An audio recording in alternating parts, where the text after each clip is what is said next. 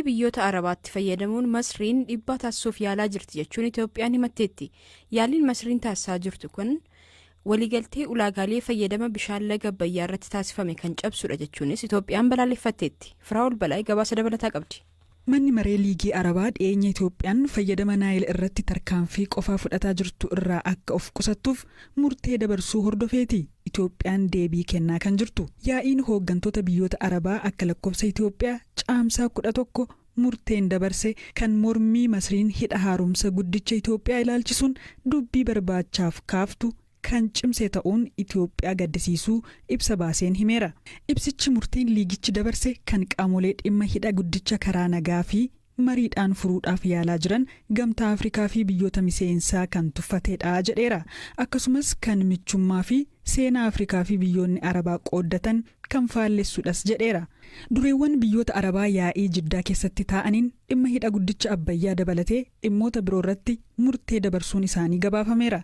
Liigichi nageenyi bishaan Masrii fi Sudaan nageenya bishaan Arabaa ta'uu ibsuun tarkaanfii mirga biyyoonni kunneen bishaan irratti qaban tuqu kufaa taasiseera. Hidhicha bishaaniin guutuunis ta'e hojiinsaa kan osoo waliigaltee dirqisiisaarraa hin gahamin qofaatti tarkaanfii fudhatamu irraa akka of qusatamus akeekkachiiseera.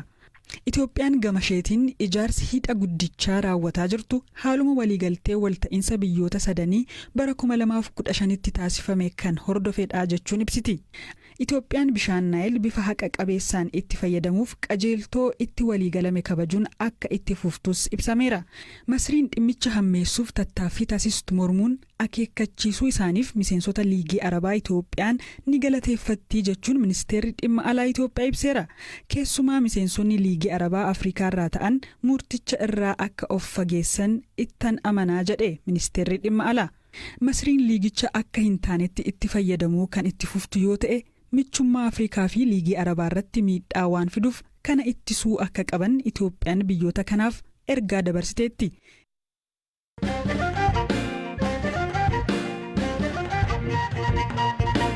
Namoonni Tigraay lixaarraa buqqa'uun magaalota Maqalee, Addigiraat, Abbi Adii, Shiree Indasillaasee, Aksumii fi magaalota biroo keessatti argaman guyyaa irraa hiriira ba'uun mootummaan yeroo ce'umsaa naannichaa fi kan federaalaa akka qe'ee isaaniitti isaan deebisaniif gaafataniiru.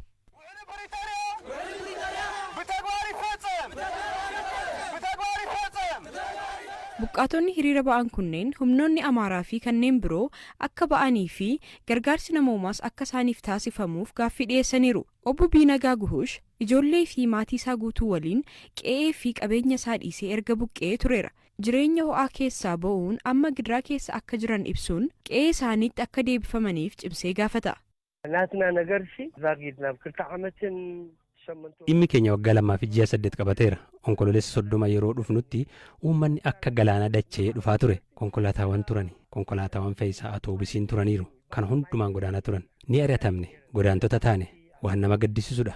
Keessumaa Maayikaadiraarraa, Bahaayirirraa, Daanshaa fi Lixa Tigraay bakkawwan biroo keessaa namoonni guyyaa tokkotti bahan. Mee kottaa ilaalaa. Dhalli namaa looccuu, hantuutaa fi bohoo waliin jiraachaa jira. Uummanni beela'eera. Ji'a 8 guutuu midhaan nuuf hin kennamne.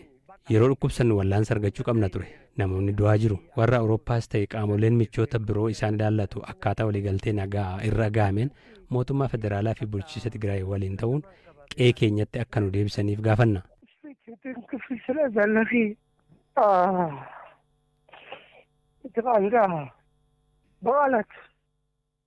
Rabsaa boba'aa 3 qaban ture. Amma yeroon dubbadhu keessa kootu na dhukkuba. Dhukkubbiin isaa jechaan kan ibsamu miti. Madaa fi godaannisa baay'eetu jira. Uummanni keenya waan nyaatu dhabee baala nyaataa jira. Shireetti wiirtuuwwan buqqaatonni keessa qubachiifaman 18 akka jiran qindeessaan dhaabbilee gargaarsaa ni dubbatu. Haadha ijoollee 4 kan taate Zayidaan ammoo buqqaatee Maqalee jiraatti. Dubartiin kun takka gara Shireetti yeroo biraa immoo gara Maqaleetti ijoollee qabattee buqqaa turteetti. Maqaleetti ammoo warra miidhaan saalaa irra ga'e keessaa tokkodha. Gaa'ela qabadhee nama of jiraachisuun ture. Mana nyaataa fi hoteelan qaban ture. Yeroo diinni dhufu garuu hojjechuu hin dandeenye.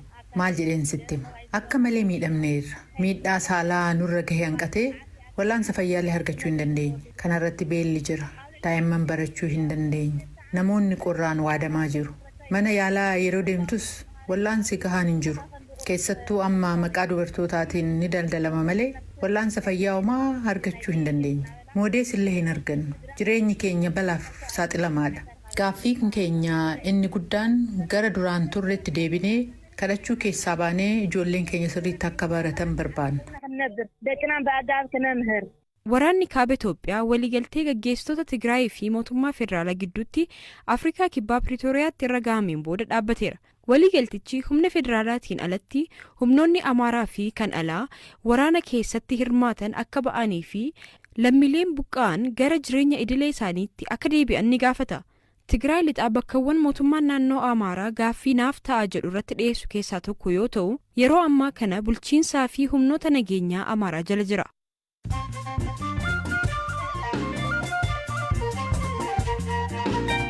Dhaggeeffattoota keenya amma odeessaalee gaggabaaboon isinitti hima. Itoophiyaatti naannolee Oromiyaa, Sumaalee, Kibbaa fi Sidaamaa keessatti dhibeen koleeraa tatamsa'aa jiraachuu dhaabbata mootummaa gamtoomaniitti waajjirri qindeessaa dhimmoota gargaarsaa hime. Dhibeen kun dhuma amajjii 2023 keessaa eegalee tatamsa'aa kan ture yoo ta'u, jalqaba ji'a caamsaa irraa kaasee aanaalee 54 fi gandoota 348 keessatti tatamsa'eera. US Atlantaatti namni tokko mana hidhaa keessatti geergoo fi injiraan nyaatamee du'u qorannoon reeffaa mirkaneesse. Laashwaan Thoomson mana hidhaa keessatti kutaa qulqullina hin qabne keessatti erga hidhamee tureen boodadha lubbuun isaa kan darbe. Dubartiin astiroonomarii Arabaa jalqabaa taatee gara Hawaatti imaluun buufata idil addunyaa Hawaa geessetti. Raayanaa Barnaawii lammiilee Saawudii lamaan ergama Hawaa dhuunfaa Aksiyoom jedhamuuf gara Hawaatti imalan keessaa ishee tokkodha. Odeessa narraaf qixeeffadhe kanuma gabaasa taa'utti ceena.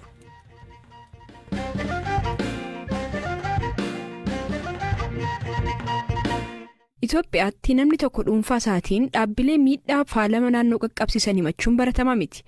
Abukaatoo fi abbaan seeraa Malkaamuu Ogaatoo garuu waan Itoophiyaa keessatti hin baramin kanaan milkaa'eera.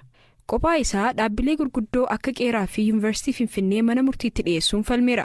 Abukaatoo Malkaamuu maaliif akka Qeeraa himatee BBCtti himuun eegala? Qeeraውን በተመለከተ ለበርካታ ዓመታት ከፍተኛ የሆነ Qeeraa ilaalchisee faalamni hamaa achi keessaa waggoota dheeraaf akka gadhiifamaa ture qaamolee walabaan garaagaraallee mirkanaa'eera. Dhimmicha yeroo jalqabaatiif abbaa taayitaa eegumsa naannootiif kan dhiyeessanidha. Abbaan taayitaa eegumsa naannoo ammoo yeroo sanatti tarkaanfiiwwan garaagaraa fudhachaa tureera. Ani immoo yoo faalama qaqqabsiisu maqsuu danda'e akka maqsu abbaa taayitichaa gaafadheen ture. Yeroo sanatti garuu kana gochuu hin danda'amne. Dhimmicha qabadheen gara murtii deeme. Erga mana murtii geessee booda ammoo atakaaroo hedduutu ture. Warra dhaabbata Qeeraa ammoo wanti kun ka'uu akka hin qabnee fi sirreeffama hedduu akka taasisanii fi uummata miidhaa akka hin jirre ibsuudhaan karaa fagoo deemuun ibsaniiru. Akkas ta'es garuu falmiiwwan mana murtii irratti ka'an ni jiru. Dhimmichi egaa hanga ammaatti fala hin arganne. Aga ammaa mana murtii jibbaataa irratti ilaalamaa jira.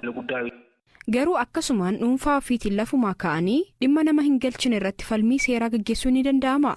Kana seerri eeyyamu jira kan jedhuuf Malkaamuun akkas jechuun deebise. ትልቁ ፈተና የሆነው ምንድነው? በኢትዮጵያ ውስጥ ያልተለመደ የክርክር qormaata guddaa kan ta'e Itoophiyaa keessatti falmii seeraa hin baratamne waan ta'eefidha. Osoo akka biyyoota birootti ta'e dhimmichi uummataaf waan ta'eef ni beekama. Namoonni uummataaf fedhii isaaniitiin seera dura dhaabbatanii falmanii kiisii isaanii keessaa maallaqa baasuun qaban ture. Osoo akka biyyoota biroo ta'e mana murtiirra kan dhaabbatu cinaatti ofiin baasuun ta'u ture. Deeggarsa maallaqa argachuu qaba, jajjabeeffamuus qaba ture. Kaayyoon isaas akkas ta'uu mala. Biyya keenyatti yeroo kana falminu ofiin kiisii keenya keessaa baafneeti. Malkaamuun ofii isaa dhalataa naannoo Qeeraa akka hin taane dubbata. Kana ta'uu isaatiin ammoo maaltu si gashee jedhameera. Falmiin ijoo mana murtichaa tokkos kana ture jedha. Falmii mana murtiirraa ka'aa ture tokkoyyuu kanadha. Ani akkuma jiraatan Finfinnee tokko yeroon karaa Qeeraa darbu foolii addaa sana na mudachuu isaarraa kan hafe dhalataas jiraataa naannoo sanaas miti. Faalamni naannoo miidhaa akkasii qaqqabsiisu maalitti xiyyeeffannoo akka dhabe kan jedhurraa ka'een malee wanti addatti miidhaan irraan ga'een jiru. Akka seera idilee fi taabeeriitti namni falmii geggeessu tokko fedhii fi mirga qabaachuu isaa beeksisuu qaba. Kana ta'uu baannaan falmuu hin danda'u. Jiraataan naannoo bakka siin buufne taanaan mirgaa fi faayidaa keessaan qabdu taanaan siin kallattiidhaan siin miine taanaan siin ilaallatu jedhama. Dhimma naannoo waliin wal qabsiisu garuu nama ta'uu qofti gahaadha. Bakka ta'e tokkotti faalamni uummatarra ga'ee jira taanaan eenyuyyuu falmii dhiyeessuu ni danda'a. ማንኛውም ሰው ክርክሩን ማቅረብ ይችላል. Dhaabbilee gurguddoo naannoo faalam mana murtiitti dhiyeessuun Malkaamuuf Qeeraan kan jalqabaa miti. Kana durallee jiraattota bakka bu'ee yuunivarsiitii ofiin itti barate yuunivarsiitii Finfinnee himatee akka ture dubbata. Malkaamuun kanaan dura qophaa isaa abukaatoo uummataa ta'uun dhaabbataa ture. Amma garuu abukaatonni biroon isa waliin ta'uun hojjechaa jiru. Dhaabbata naannoo keetiif dhaabadhu jedhu hundeesseera.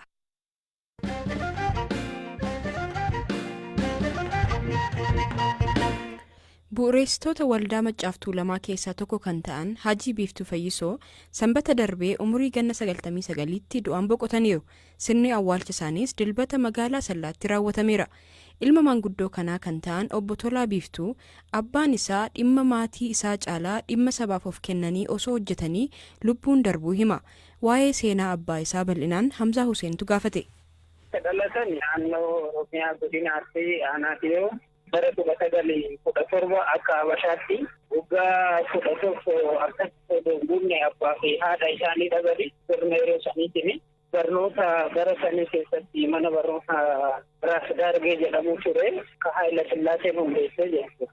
Ka amma Cilaaloo jedhamu jechuudha. Isatti baratanii agarsiisaa jira. Jireenya isaaniitti ijoollee 12 maatii 2 irraa horatanii. Gara diinii kana hoo gara amantii Islaamaa kanaa? Naannoo sanis waaqeffataadha. Haa ta'uuti achirraa amantaa Islaamummaa abbaa haadha qofa odoo ta'e hawaasa gizee fudhatetti fudhatanii amantaa isaanii baay'ee garmalee jabeessu. Isaan erga maatii horatanii booda ka maatii isaanii odoo ta'e ka uummataa turanii nama raassuu malee guyyaa tokko nama wallabanii beekanii gara kaan keessattuu gaafa qabsoof jecha 68 sochii qabsoo keessa gaafa galanii irra gireessa isaa qabsoo isaaniitiif gara amantaatti galanii jechuudha. Namoota qabsaa'ota gameeyyii Oromoo eenyu faa waliin turanii maal keessatti hirmaatan? Gara xumura 60 jalqaba 1970 68 jechuudha. Gaafa sochiin gamas Baalee fi Harargee jiru yeroo sanitti addi bilisummaa ofishaal ta'e akkasitti sadarkaa biyyatti waan hin jedhin jalqabiniif ijaarsa keessaa dargaggeessa ijaaruutu ture.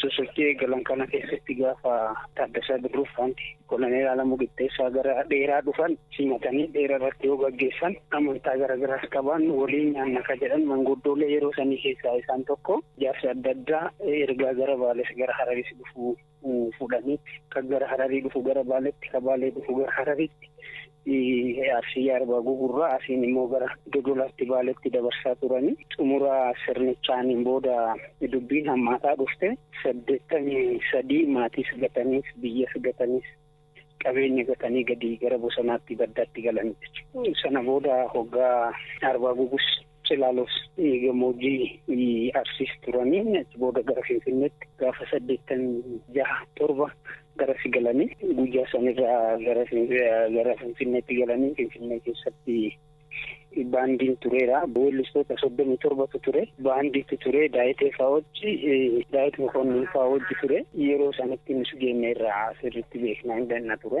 Sana booda bara 1990 odoon beekamin bakka isaan dhaqan sirna yeroo sanitti nuuf kaamsafanii hidhamanii ture. Ji'a 4 bakka inni itti hidhame. Namni giras barbaadaa ture Finfinneetti qabamanii gaafa ji'a 4 turan booda Adaamatti argaman. Hidha Adaama. Erga bayaniin booda Finfinnee deebi'anii sitti Maccaaf Tuulamaa bakka Maajar waliin duudha achi keessatti hojjechaa turanii yeroo dheeraadhaaf keessattuu barattoota kiiloo 6 fi kiiloo 4 turte bara 1989 haga 96tti barattoota Oromoo jajjabeessaa turanii achi ijoollee achi keessaa jajjabeessaa seenaa Oromoo ijoolleen kun akka barataniif akka barsiisaniif akka barreessan ji'a tokkoon gaafa akkuma nama wal gargaarsa atti jedhamee Maccaaf Tuulamaa keessatti ture maallaqa sanii